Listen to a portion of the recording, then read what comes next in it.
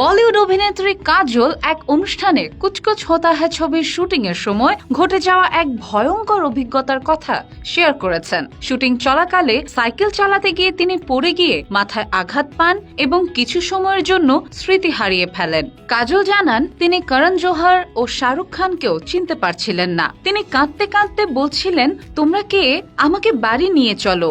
সে সময় তারা মরিশাসে ছিলেন, তাই বাড়ি ফেরা সম্ভব হয়নি।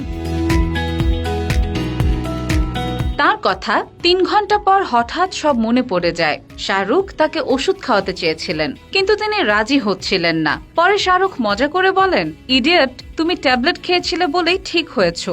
ফারাহ খানের মতে শুটিং এ নায়িকারা পড়ে গেলে নাকি ছবি হিট হয়, আর কাজলও প্রায় সব ছবিতেই পড়ে যেতেন, তাই পরিচালকরা স্বস্তি পেতেন। বর্তমানে কাজল ব্যস্ত আছেন নতুন সিনেমা মা নিয়ে। এই ভৌতিক ছবিতে তিনি এক মায়ের চরিত্রে অভিনয় করছেন, যিনি সন্তানকে অশুভ শক্তির হাত থেকে রক্ষা করতে লড়াই করেন। ছবিটি ইতোমধ্যে দর্শকদের কাছ থেকে ভালো সাড়া পেয়েছে। কাজল বলেন, মায়ের চরিত্রে অভিনয় সহজ, তবে অ্যাকশন দৃশ্যগুলো ছিল খুব চ্যালেঞ্জিং।